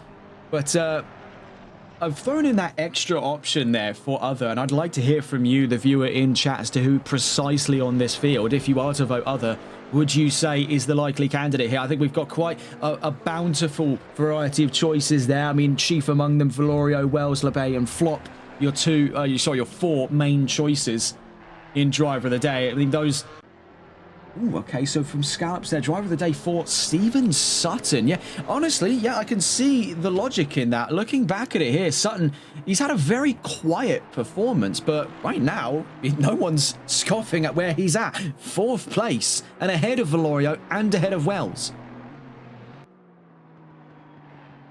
That is very understated, but a very good pick there by Scallops. That was very on the ball.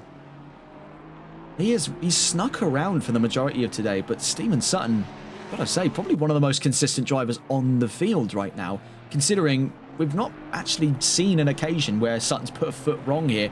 He has pretty much played everything absolutely close to the chest, and he was paid off for him massively. He's inside of the top 5. Moreover, he's on the 2nd row. You can see, hang on, just a second here, yellow flags. The number 10, it's Elias Federico de Sabato in the pit lane. And could that be another DNF to bring us down? Yes, it looks to be the case. 7 cars left in today's race. We're on board here with LeBay and Flop back on for the fight of the race lead. We're on board with the Chevrolet following down towards turn 1.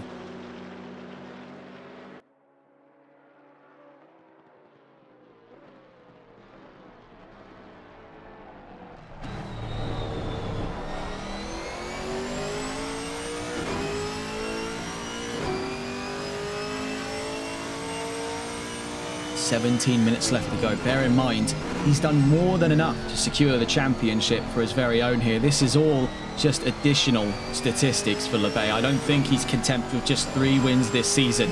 I think he's gunning for his 4th. You can see the intensity in the drive. He started on the back foot for today's qualifying. I mean, he started at the back of the top 5, a foreign position for a driver such as LeBay. But he has worked his way through thick and thin there up to what could very well be in the next couple of laps the race lead, but not if Flitzerflop has anything to say about it. And now as we cut from the attacker's point of view, we look to the defending point of view. Flitzerflop, who started today's session from pole position, fought his way back up to the race lead and now has to fight all the way to the checkered flag to maintain said lead. He's really up against it today. McLaren have definitely had a less than ideal day in what I was going to say a day in the sun, but take a look up. Where is it? We've got constant overcast and rain here in the Hungaroring. But up against very uncertain outlook for round 7. McLaren have done a very solid job here. They're 1st and 5th right now, courtesy of the 41. Looking down the road, actually, I think it's 1st and 6th we look down here, yes, Tom Wells has gotten ahead of Anthony Valorio. So in the meantime of us covering what's going on up front, Valorio has dropped behind Wells, who now returns to the top 5 and is opening the taps in the 818. I imagine it was one of the biggest hype moments of the season when he took the race lead in that titular G55. He's now back up to the top 5. Right now, Valorio, as we can see, a very similar story of struggle and strife here for McLaren. Like the 979 of Flitzerflop, is himself struggling with the 570S. It has not been its day by a long shot. The Achilles heel then, and the McLaren 570S, Hungaroring and a spot of rain. Yeah, here's your top 3 though, not too far away from their fight. He is right in the 54 Porsche. Right now, watching with Flop though, this is back into that fight for first place.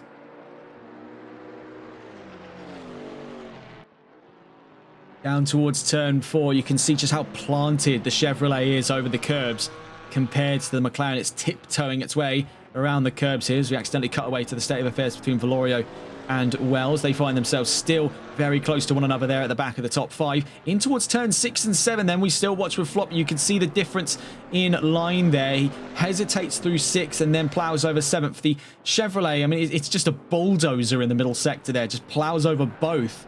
Very little trouble for the 119 to do so.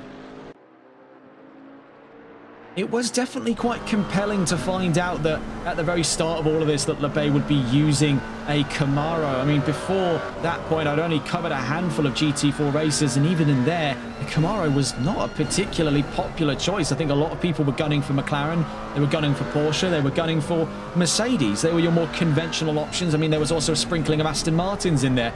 But Chevrolet never stood out at that time, at least in the very limited perception I had of GT4, as a car that could do what has been done over the course of the last couple of months in the hands of drivers like Christian Lebay. And let's not be naive here. There have been plenty of drivers like Lebay to have come along and done a very solid job with the Chevrolet. I mean, it was at the start of the season a joint most popular choice for vehicle. I mean, looking at it here, you had Ben Knight, you had Dion Helgalian, you had James Mason, Scott Milbank, Dozer Powers, Timothy Jolicoeur, John Prine, and Christian Lebay, among several others, to have chosen the Chevrolet at the start of the championship. They stood 10 toes alongside Mercedes as the most popular brand at the start of the GT4 Challenge. Right now, he's the only one left. And he's really been able to use the weight of the car against the 979 here. He's been able to use it to such great benefit, and we see this sort of center point in the way that he conducts himself in these races. Lebay isn't afraid of a good curb. He isn't afraid of getting side by side, and he's moreover much more comfortable at defending than attacking, knowing he can use the size of that Chevrolet against his adversaries. You can see right now, this is the main conundrum he finds himself in. He's very good for positioning, and he really has to be. It's an absolute priority given the fact your chances to get up on the inside of another driver are even slimmer when you're the size of that Chevrolet. The biggest car on this field for GT4. It's an absolute juggernaut. Out through turn 9, in towards turn 10, into 11 now. Blitzer Flop. He's been able to put on a very good show here, and he knows he's got the power play position. He knows that the Chevy is going to need a much wider gap to successfully stave and move to the inside. He knows that if he just holds centre mass of the road here, he can push Lebay back into the Porsche, the much smaller car, in fact the smallest of the 3, and most likely to get a move up on the inside if these 3 end up in a crunch. Down towards turn 14, just under 12 minutes left to go. We are seeing a very interesting set piece for what could be the final fight of the championship. Of course, we still have one more race after this at the Red Bull Ring. That's in 2 weeks' time. But in terms of where the championship stands right now, this could be Lebay's final before he takes home the trophy for Season 1. Down towards turn 1 though, it's a story of 3 drastically different brands here. We've got mid-engined, we've got front-engined, and we've got, I think it's mid-rear for the Cayman. It's not fully to the rear like its bigger brother, the Porsche 911. It's still 3 fundamentally different machines from 3 different areas of the world. Driven by 3 different drivers. We've seen with Flitzer Flop, he's a very engaged pack fighter. We've seen much as the same story as well of another McLaren on the field, the 41 of Anthony Valorio. The McLaren, at the best of times in those dry conditions, is very, very capable in terms of getting side by side, in terms of getting the nose in. And we see the same story translated further down the road there for Wright in the Porsche 718. Despite that big step out, you can see once he's in the slipstream of another driver, it is very hard to shake a Porsche off your tail. We've seen that in other GT4 series as well, such as the one over on the Competizione Performance League GT4 Pro-Am Cup America series, where we covered the entirety of Season 1 here on TRTN. That was a fantastic show to watch, and moreover, it gives us the example that we need where Porsche were very capable, and so too were McLaren. As a matter of fact, one of the only other cars to win multiple races outside of LeBay and the 119 Chevrolet was Anthony Valorio in the 41 McLaren, and that was both times at the runnings at Watkins Glen International. So we know the 570S is capable, so can we see it succeed here for what could be McLaren's first victory of the season here in Season 1 of the HCCL GT4 Challenge? We're under that 10-minute mark, and we are far from over on this fight for the podium. All three of our podium sitters divided by less than a second front to back. Better on the exit there out of turn 14. Could this be the sound of the Requiem knell here for Flitzer Flop, as he's got himself in the worst possible position now, barreling down the opening straight? We know the McLaren is no slouch, but the Chevrolet is right on top of him, down towards turn 1, anchoring for the inside, but couldn't find it at the earliest portion of that corner. Can he find better exit to give himself another opportunity down towards turn 2? LeBay still on the back end of Flitzerflop, looking for the inside as we head down towards turn 2. Can't find it again. He's stuck behind that McLaren. Looking further behind, we're on board now, the attacking point of view, and with 9 minutes left to go, Stephen Sutton has won driver of the day here at the Hungaroring, after the votes have rained in there for round 7 of the championship. So right now, with that award out of the way, there are still 2 awards left up for grabs right now, that being the championship title, of which looks to be falling into the hands in the next 8 minutes to Christian LeBay. But moreover, the race win still hangs in the balance between 3 drivers here. Flop up front, LeBay in the middle, and out back there on the back of the podium is Wright in the number 54. In towards that middle sector, LeBay still on the charge here, but as we mentioned before, on a track as claustrophobic as the Hungaroring, a track with the nickname Monaco with no barriers, it is really being quite a Herculean task for him to find enough room to squeeze that Chevy in. Down towards turn 12, still stuck in behind the back of that McLaren.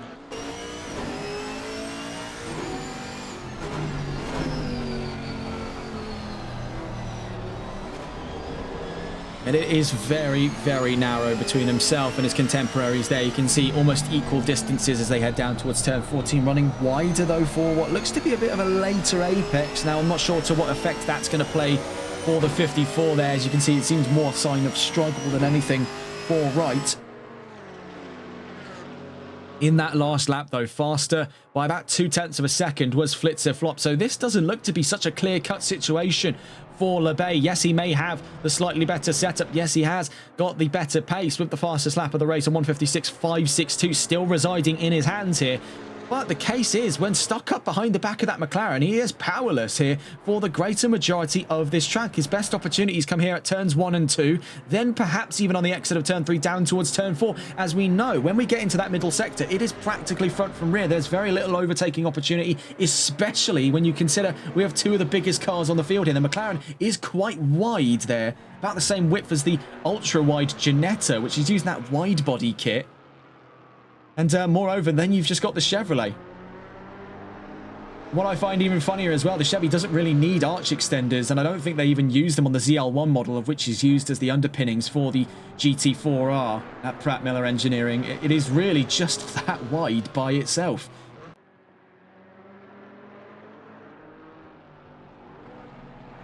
In towards the middle sector, and you can see every time that he struggles to find maximum velocity out of every corner, it ends up just harming the cars behind him.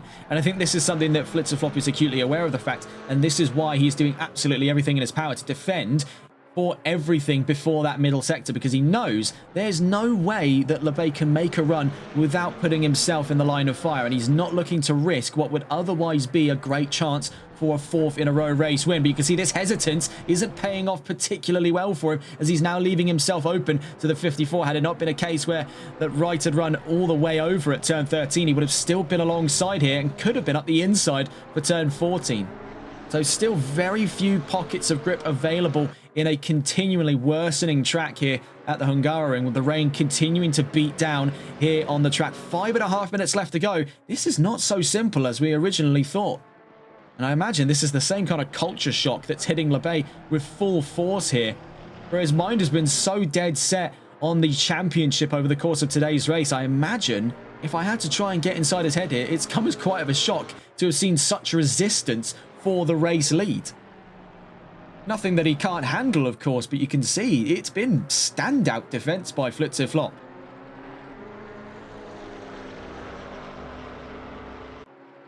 With Stephen Sutton having one driver of the day for his very understated but very solid performance, mind you, as he puts himself in 4th place today.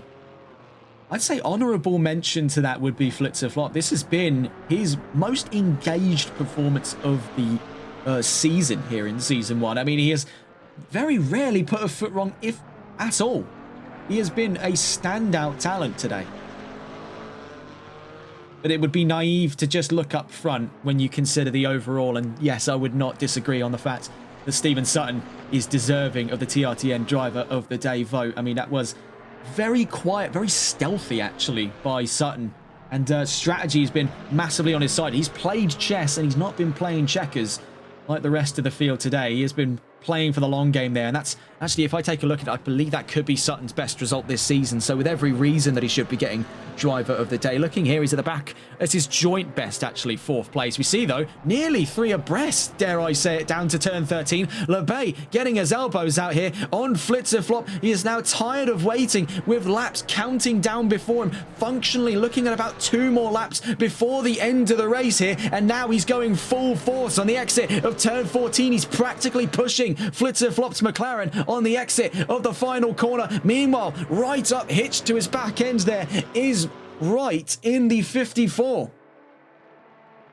Down towards turn 1 we go. The Chevrolet still looking for room, but just can't find it on the McLaren there, in through what would have been one of the most ripe opportunities for a move up the inside. The McLaren's covered him off, and now he actually finds himself increasingly vulnerable, as he could be losing position out, as he's found himself inadvertently forced down into a fight for 2nd place. Here comes Wright, looking for a switchback on the exit of turn 2. Come turn 3, he's back up the inside. Wright's going to have to go the long way around, and can he hold his nerve up against the Chevrolet? The chances are very likely. Little struggle there we saw down the line as well for the number 7, but fortunately still running is Stephen Sutton. But we've just seen here a potential move up to 2nd for Wright in the 54. LeBay putting on a very good show here for defense, and we know the Chevy's strong suit comes from defending performances, the wider of the 2 cars. So heading down into turn 6 and 7, it seems like clockwork then that LeBay would return to 2nd. But having opened the taps up right where it matters here, as we're about to head on to that final lap of the race, is Flitzer Flop in the 979 McLaren could become the 4th driver to take home a race win this season. We've got 1 more lap left here in the Hungaroring, plenty to wrap up on, but this has been a fantastic final chapter in round 7. Bear in mind, we still have 1 more race in the season. That's 2 weeks from now at the Red Bull Ring in Spielberg, Austria. That's going to be a mighty race indeed, especially when you consider that for the championship, the gloves are off because they've all been wrapped up today. As we head around turn 13 up towards turn 14, we're on to that final lap of round 7 of the championship coming up in a moment's time, and we've dropped away quite a few numbers for today's race. We're down 3 drivers. The fateful 7 then remain left in this fight, and we see 3 of them still in contention for the positions that remain of the podium. LeBay, though, forced out a commission there. That could have been his chances for a 4th in a row race win, scattered to the wind here. A great defensive performance all round by Flitzer Flop, and by the looks of it, if he can hold his nerve for just 1 more run around the Hungaroring, victory will soon be his. Christian LeBay, though, I think now he's definitely settled into the idea he can fight absolutely tooth and nail for the last of those 2 podium positions there, looking for 2nd place. The 2nd of those 2 podium positions, I should say, as he's fighting with last of the podium. Struggling to get the words out here because there is so much set to follow from this point on here. Heading out through turn 4. We're still watching with this fated pair here. Wright versus LeBay in the fight of second place. The Porsche is all over him. He just, for whatever reason, love nor money, cannot shake the number 54 off of his tail. And bear in mind, though, he's forced himself back up into the fight for the race lead. It could be down to the line here between LeBay and Flop as they make their way around the middle sector. We know this is one of the weakest points for McLaren, but fortunately for Flop, he already had a nice buffer zone heading into this area. But now, with an enraged 119 right on his tail, LeBay could be trying for something a little bit gung-ho. And on the exit of turn 11, could that be the opportunity? Running down towards turn 12, right up to the back end of the 979. He holds short of it. We have to cut on board here with the 119 in a moment's time, because heading down towards the line in a moment could be a fourth. Could it be a fourth win for LeBay, or could it be a first for Flop on the exit of turn 13, heading down towards turn 14 as we get on board now with Flitzer Flop heading down towards the line. The checkered flag shortly awaits, and being chased by barely anything in it is one of the closest, if not the closest finishes of the season. Racing down towards the line. Will it be Flop? Will it be LeBay across the line? It's Flitzer Flop who wins in round 7. Absolute cinema between the pair. It was neck and neck to the line. Unbelievable. Flitzer Flop, the 4th driver in this season to take home a race win on the closest race win of the season at large. 76 thousandths of a second to the line. Absolutely flawless for the 979. That has got to be one of the most gratifying feelings. But I think, looking on the grand scheme of things, we also have one more announcement, and that's for Christian LeBay, as he's done more than enough over the course of this season, and the red carpet was rolled out firm for him as we see further down the line. Sutton 4th, Wright 3rd, Wells 5th, Valorio 6th, Diaz in 7th. But Christian LeBay is now, without further ado, the champion here in Season 1 of the HCCL GT4 Challenge. He has done more than enough this season, and now that's 2 GT4 titles in under 2 months for the 119. Absolutely brilliant, brilliant stuff. What a race. A short attendance, as it were, but it has given us absolutely brilliant racing, albeit a lot of controversy. There you can see your final results. Flitzer Flop wins in the Hungaroring, the closest race finish of the season ever here in the GT4 Challenge. LeBay 2nd, and enough for the championship with the fastest lap. Wright in 3rd, Sutton 4th with the driver of the day votes from our viewers and from us here at TRTN. He's driver of the day in the number 7 Mercedes. Tom Wells in 5th ahead of Anthony Valorio in 6th. Carlos Diaz in 7th. DNFs for Elias Federico da Sabato, Asahi Ota, and Manuel Verzi. Wow, what a championship it has been. And we still have one more round left to cover here. That'll be Red Bull Ring in 2 weeks' time on November 8th, 2025. Before we head into the winter months, we'll be following the folks at HCCL once more at the end, thereabouts towards November, for the start of the Carousel Cup. That's going to be a grand old time for us and them, heading further down the road here. Normally we'd try and get an interview out of LeBay. We'll see if we can grab one here.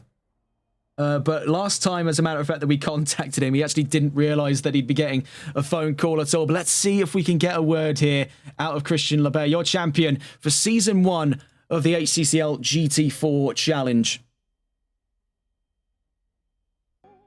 Christian, it's Regan here from TRTN. 2 GT4 championships in the span of 2 months. How are you feeling? I can feel better, my friend. I can feel better. It was such a close fight there. That is the closest race finish between any 2 drivers on the front row all season. That was very, very close to the line. How are you feeling out of today's race alone? It was completely crazy. I knew that I don't know if the weather was changing for more rain or whatever, but I go lower on the tire PSI and it pay well. I was able to catch Flop, but on the second stint I see that Wright, catching us very fast. So I knew that until the end it's gonna be a big fight on the track, and this is what happened, and it was very clean, very fun. Well, fantastic work today. Very well done. You are the champion of Season 1 of the HCCL GT4 Challenge. Very, very well done to you today. Thank you, my friend. Take care. So that was Christian Lebay, your champion for Season 1. You can see the servers already closed down, getting ready for the next leg of the journey. That's all from us here on TRTN. What a race then. Your race winner, Flitzer Flop. Your championship winner, Christian Lebay. Driver of the day winner is Stephen Sutton in the number 7 Mercedes. That's all from us here. Have a wonderful rest of your evening or afternoon or morning from wherever you are in the world. Take care. Good day.